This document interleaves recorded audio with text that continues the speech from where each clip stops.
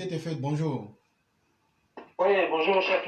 Oui. Je dis bonjour à tous ceux qui sont présents, tous Mhm. ceux qui sont sur le live en train de partager et liker pour sécuriser. Mhm.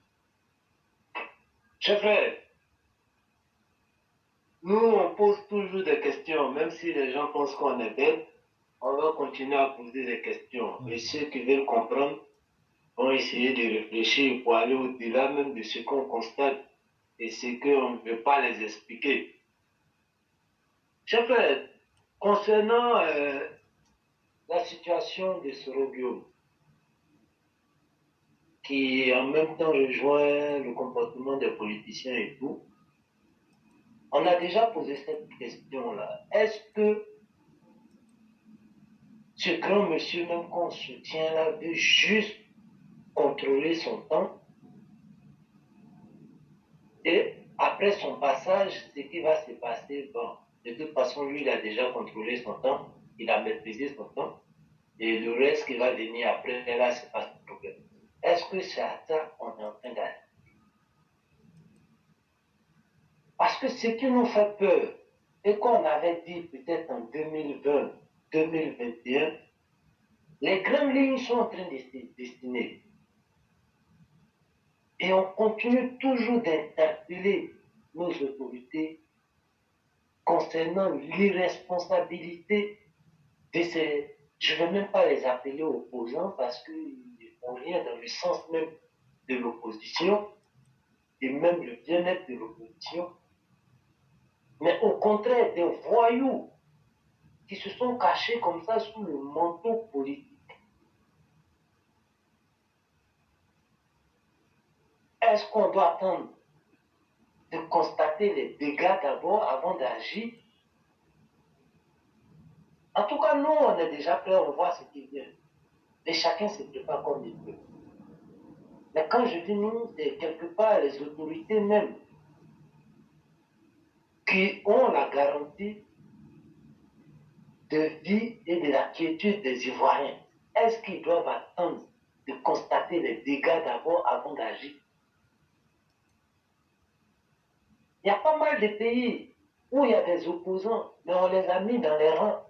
Et ceux qui voulaient s'inscrire sur la scène politique parce qu'ils se sont dit que la politique, c'était le raccourci pour s'enrichir, voire même avoir du sang sur la main et ne pas être inquiété à un moment donné par la justice, on les a mis dans les rangs.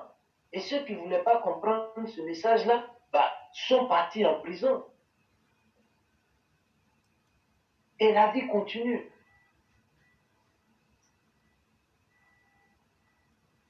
Pendant les 10 ans d'absence, désolé, Mhm. pendant les 10 ans d'absence de Babo à la haine, est-ce que la Côte d'Ivoire a arrêté d'avancer? Est-ce que ses opposants ont arrêté de vivre? Certes, il y a un petit groupe qui était toujours déterminé à aller devant la haie. Quand on a compris que leur motivation, c'était pour aller se draguer, où les couples se faisaient et se défaisaient. Et ça, on a compris cette motivation. À un moment donné, la politique, vous voulez construire une nation forte, mais le décor importe peu tant que les mentalités sont pas encore prêtes. Après le départ du premier président de la République, qu'est-ce qu'on a constaté? Parce que les mentalités n'étaient pas encore prêtes. Et au sein des politiciens qui n'ont pas été des héritiers, que j'appelle des héritiers indignes, et dans la population même qui n'a jamais maîtrisé comme ça ces droits et devoirs qui allaient les amener à réclamer ou à interpeller à un moment donné ces politiciens-là qui étaient en train de conduire la Côte d'Ivoire tout droit dans le mur. Est-ce que ça, on doit assister encore après le départ de ce grand monsieur? Mais des gens qui ont eu la chance, à un moment donné, de respecter eux-mêmes leurs paroles, parce que pendant les périodes de campagne, ils ont eu à dire beaucoup de choses. Même dans l'opposition, ils ont eu à dire beaucoup de choses. Et Dieu les a donné une chance pour les mettre face à ce qu'ils ont promis aux Ivoiriens. Et qu'est-ce que ça a donné? Désolation, détournement, charnier. Et on peut conjuguer comme ça que dans le négatif. Et aujourd'hui encore, lorsqu'ils se promènent encore pour aller vers cette population qu'ils ont trahie, qu'ils ont tuée, qu'ils ont appauvri, qu'ils ont abruti, quel discours de société ils ont? Quel programme d'un lendemain meilleur ils tiennent?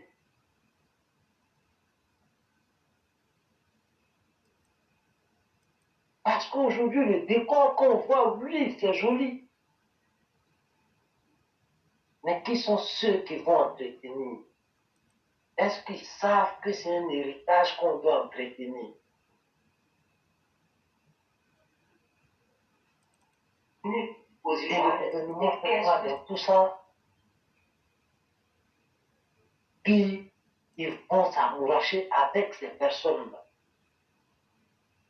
donnant l'impression même qu'ils sont fiers d'être, qu'ils sont fiers de jouer le rôle de pompiers pyromanes.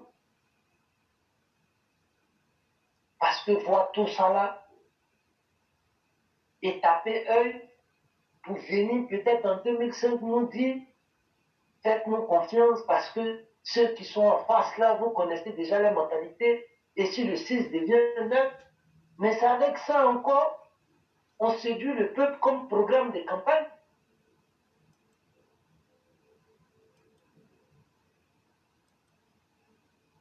Il y a un gros échec qui est là. Ils ne veulent pas faire face. Ça fait peur, chef. Et maintenant, cette menace même qui aujourd'hui avance à grands pas dans l'Afrique de l'Ouest. Aujourd'hui, le comportement de Soro Guillaume, ce n'est plus la Côte d'Ivoire, mais ses agissements à travers son influence même sur ces voyous qui ont fait des coups d'État sous des prétextes et qui ont arraché la vedette aux populations qui se sont levées comme ça de part et d'autre. Cette menace-là, ce n'est plus la Côte d'Ivoire seulement. Ça menace jusqu'à d'autres pays encore, le Sénégal et tout. Parce que, chers frères, il faut que les gens se rappellent, une fois que tu as dessiné une ligne qui était l'objectif même par rapport à une guerre de géopolitique de la Russie. Et cette ligne-là, tu l'as traversée pour montrer quels sont les pays qu'ils allaient déstabiliser au fur et à mesure. Est-ce que nous ne sommes pas en train de constater ça aujourd'hui? Des gens qui font des coups d'État, soi-disant, ils n'avaient pas d'équipement. Mais maintenant, quand vous venez au pouvoir, vous partez prendre un groupe privé, ce qui montre même que vous êtes des irresponsables. Et ce n'était pas la vraie cause de votre coup d'État. Parce que ce que vous partez prendre aujourd'hui, c'est des gens qui ont été formés comme vous, les soldats. Et quand vous fuyez votre responsabilité pour aller louer des gens, qu'est-ce que les Russes en ont foutu des sorts de notre population? Ils s'en foutent. C'est juste embêter les pays, c'est-à-dire la France, les États-Unis et tout, pour montrer qu'ils peuvent bouger les lignes ou bien ils peuvent bousculer un peu l'équilibre de leur influence qu'ils avaient en Afrique. Mais hormis ça qui nous donne un peu de résultats, quels sont les pays que la Russie a soutenus et qui a industrialisé ce pays-là? Qu'ils nous disent depuis l'histoire des temps. Les aides, on va dire oui, c'est l'argent que la France vole, ou bien c'est l'argent que les États-Unis nous volent, ils viennent nous donner ça encore comme des aides. Ok, mais c'est déjà un petit retour. Mais en matière d'aide, en matière d'assistance, combien de pays il a réussi à accompagner comme ça pour changer le quotidien des gens?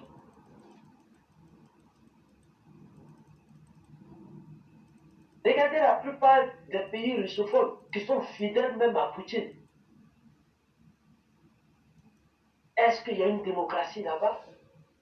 Quel est le droit des hommes là-bas? Pour que ceux-là deviennent des exemples. Et il y en a qui sont fiers. Comment on dit l'Afrique est un gâteau où les gens se sont partagés? Et il y a des indignes qui viennent encore rajouter d'autres. Parce que, soi-disant, ah, toi, tu n'as pas eu pour toi, viens prendre aussi ton truc, ton gâteau en Afrique. Et c'est cela qu'on appelle aujourd'hui panafricain. C'est cela qu'on appelle aujourd'hui les Roubaix des bois pour libérer l'Afrique. Je pense que les sanctions et puis les conditions doivent condamner ce Guillaume et ça doit être le plus beau politique chef. Parce que ce monsieur-là, apparemment, ce que les gens ils ont vu et qu'ils l'ont emmené en séminaire pour aller le désengouter, je pense qu'il n'y a pas eu de bon pasteur et ça a été un échec. Mais on peut le désengouter autrement. Si le diable ne peut pas le laisser et que lui-même il se plaît d'être même le porteur du flambeau de ce diable-là, alors on peut les éliminer de tout. Chers frères, voici ce que je pouvais apporter ce soir. Et Clara Pitt a cité tout le monde, on a fait naviguer Bensouk, comment dirais-je, Parigo, Camara Parigo là. On va l'oublier. Oui. Et moi j'ai dit à tous les parents, hein, une chose j'ai su, n'écoutez pas les souris. Oui, ne les écoutez même pas. Parce que ça ne vaut pas la peine. C'est les gens perdus et ils n'ont rien à donner. Et on a vu ici, ils ont appelé à 2020, ils ont fait tuer les enfants des gens. Cadeau. Cadeau. Et puis pour rien. Pour quelqu'un, lui-même, il a vu son pays. Il se disait l'homme le plus puissant.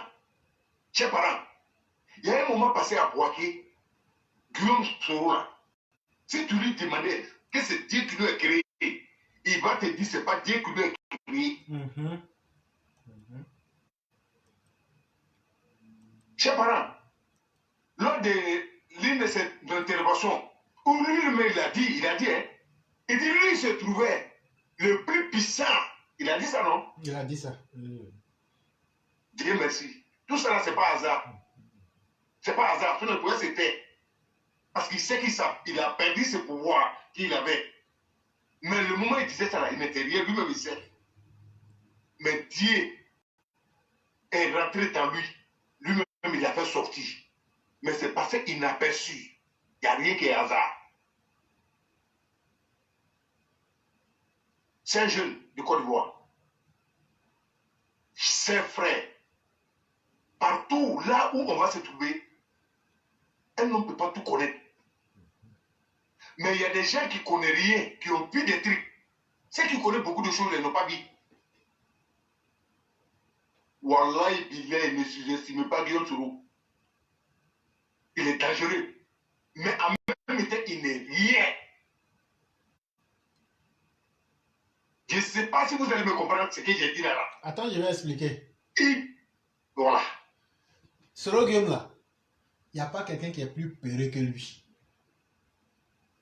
Donc vous le voyez, il fait tout ça là. C'est un envoyé du diable. Ce que Bertrand est en train de dire là, c'est le jour où il était au restaurant et puis il parlait, il dit que lui là, ils n'ont qu'à écrire et puis on va signer là. Il dit au moment où eux étaient au pouvoir là, qu'eux n'ont pas pensé qu'il y avait... Non, eux étaient trop devant. Soro Guillaume là, les gens du RHDP s'amusent avec lui, ou même ses envoyés là. Mais c'est quelqu'un là, tant que lui ne voit pas, quand lui tu t'opposes à lui là, tant que lui ne t'élimine pas, ne te laisse pas. Il ne va pas laisser Alassane Ouattara. Il ne va pas vous laisser. C'est ce qu'on est en train de... Il n'est rien. Mais en même temps, si vous le sous-estimez là, c'est ça qui sera votre pire erreur. En l'oubliant là, il va vous atteindre. Et nous, on va toujours dire ça.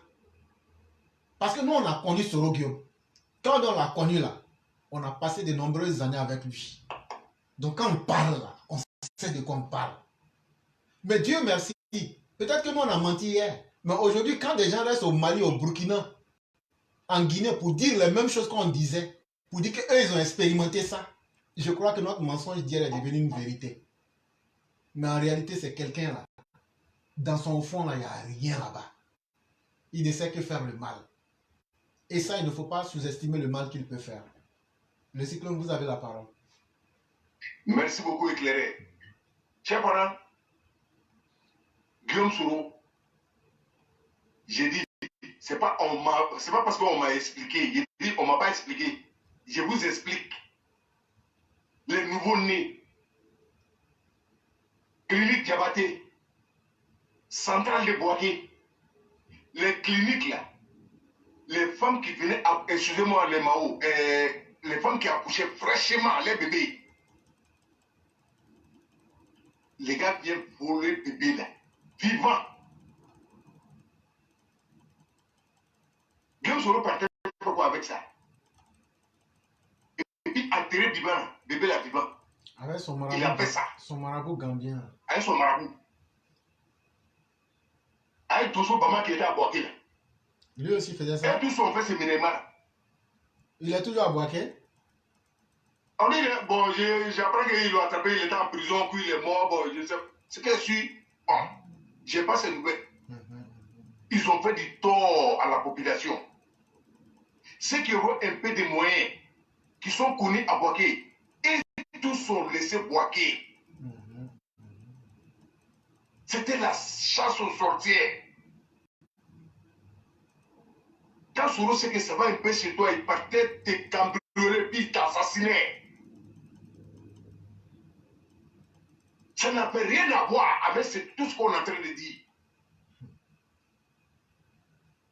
Et Dieu se sait, comme les crimes Soro a fait. Soro a fait continuer donc. C'est pas histoire, il a fait continuer. Mais les gens dedans, mais fait en bas. Mais tous ces désirs, il a fallu les tuer et tous. C'est pas histoire, c'est vrai. Mais regarde ce qu'il a fait à Djalma et son groupe. Oui. C'est la route de Makono. Djalma a 7 éléments, les écorgés tous. Un grand frère de quartier. Il était PJ. Et j'ai pris l'enfance avec son petit frère. Mais sa famille est là-bas. Mais c'est ceux-là qui ont donné leur poitrine pour sauver le pays. Ils étaient beaucoup. Mais ce n'est pas tout le monde qui a scellé. On a vu. Mais Guillaume Soro a trahi tout cela. Oh pourtant, chers parents, tout ce qui a été dit, c'était faux. Les grands frères là, c'était des grands frères sérieux. Quand à l'état, tous les petits frères étaient corrects parce que Boaké même était maîtrisé par eux. Ils étaient tous le corps habillé. Et tous, PJ, IB, militaire, CAS, comment dire, Adams. T'as vu, les grands frères. Mais aujourd'hui, là, la Côte d'Ivoire, nous, on arrive à parler. Qu'est-ce que je veux dire, chers parents? Nous, la vengeance n'est pas de nos cas. Et nous ne sommes pas des hommes violents. Mais on ne se laisse pas traiter. On aime se faire respecter. Chers Ivoiriens, réclamer la justice, c'est nos droits. Il n'y a rien qui peut nous empêcher. Même pouvoir ne peut pas nous empêcher en réclamant la justice. Ce n'est pas possible. C'est le seul arme qui est avec nous, qui est très puissant, qui est l'homme qui est très puissant, qui peut payer, qui peut diriger la Côte d'Ivoire. Et nous n'allons pas faire la violence. Nous ne sommes pas des hommes violents. On n'appelle jamais ici à la violence. Personne, ça ne s'est jamais passé ici. Mais on réclame la justice. Ça, c'est notre droit. Personne ne peut nous enlever ça. Et je vous encourage de réclamer la justice. Parce que c'est le président, nous s'est dit Ivoirien nouveau, Ivoirien doit changer de mentalité. Nous avons changé de mentalité. Sur ça, là, si c'était avant, c'était gâté. C'est parce que les Ivoiriens ont changé que nous, maintenant, on se met sur la place publique pour interpeller l'État, demander la justice pour qu'on soit équitable. Pour que bon, les Ivoiriens puissent être unis comme avant. Seule la justice qui peut faire ça. Qu'on veut ou pas, la justice s'impose à tout le monde, à nos pays. Ça c'est clair. Nous allons toujours interpeller l'État de faire la justice, d'orienter les responsabilités. Après, maintenant, ça c'est entre eux. Sinon, en réalité, les Ivoiriens vivent tranquillement. Il n'y a pas de problème entre nous. Mais ces 2 jours-là, les voyous qui sortent, qui lancent les messages, qui piquent, qui font remuer le couteau dans le plaid, déranger les gens, on a le droit de sortir pour parler. Il faut qu'on parle. Parce que si on ne parle pas, c'est un danger. Et on ne peut pas laisser prospérer. Parce qu'on les connaît, ils n'ont rien à donner si ce n'est pas ces gens de discours. Oh, pourtant, c'est temps, on est révolu.